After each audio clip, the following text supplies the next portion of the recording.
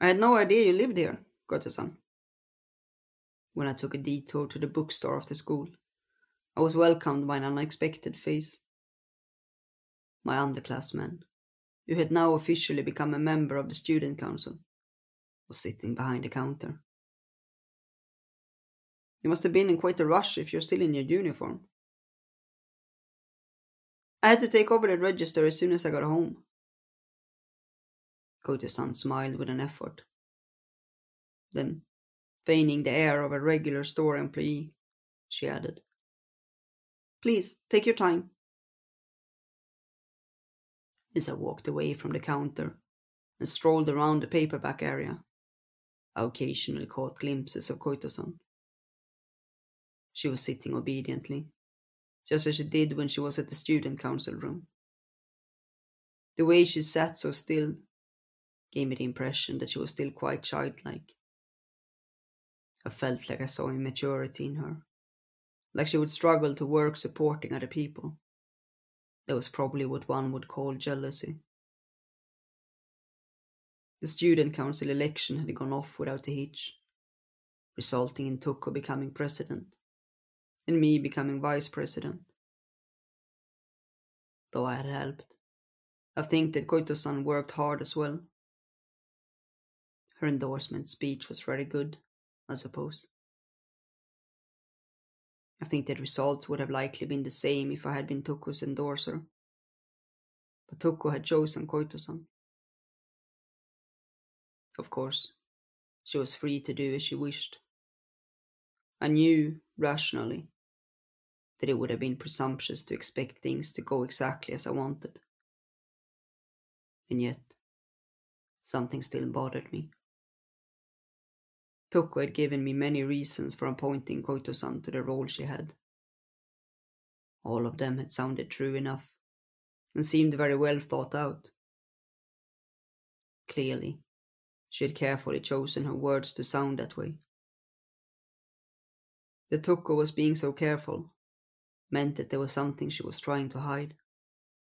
And what she was trying to hide was the true reason why she had chosen Koito-san rather than me.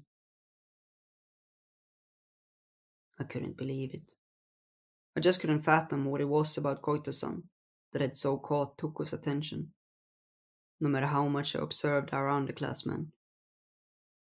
I wondered how she looked in Tuko's eyes. Still, I thought as I looked around the cramped bookstore. People certainly are connected in unexpected ways.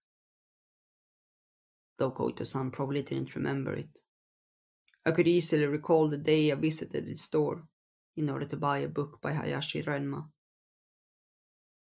which meant that the junior high school student I'd seen that day had been Koito-san herself. Doesn't look like she's gotten much bigger since then, has she? I might have grown taller than her, but I hadn't grown much on the inside. I'd fallen in love with someone, been swept off my feet by those feelings, and was now feeling troubled and jealous. I suppose the only thing that had really changed was the book I was holding right now. Instead of choosing books to try to impress others, I had picked out a book that I wanted to read. No, back then, I really had wanted to become like Senpai, I suppose. Those transient feelings were genuine, though I was less certain whether the same could be said for how Senpai felt towards me. Could I get these? When I held the books out at the register, Koito-san straightened up as if coming out of a daze. Thank you very much. She looked curiously at the covers of the books I had handed her. Essays? I'm not all that into fiction. I remembered a lie I had once told, and wondered whether that lie brought happiness to anyone. So, what kind of books does a child of a bookseller read? I like mostly mystery and sci-fi. Mystery, huh? It reminded me of a certain corner of the bookshelf in my room. Toko comes here every once in a while too, doesn't she? Koito-san froze for a moment, as though the topic the conversation had turned to had caught her by surprise. "Mm, yeah, occasionally," she answered as she continued with her work. I thought there was something vacant about her movements.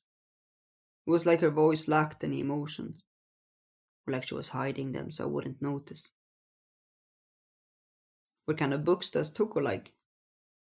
I ended up asking, though it verged on prying. I wondered how much Koito-san was aware of my intentions. Well, let me think. She likes reference books, and she buys the latest best-selling novels pretty often too. Mm-hmm. Those were things I knew before I even asked. But Koito-san and I often turned the conversation to Toko when we were alone together. Maybe it was because Toko was what we had both in common, though I was beginning to wonder whether that was all there was to it. I paid for the books and accepted the paper bag. After putting it away in my school bag, I turned my back to Koito-san. See you tomorrow. Right. We exchanged superficial goodbyes and parted.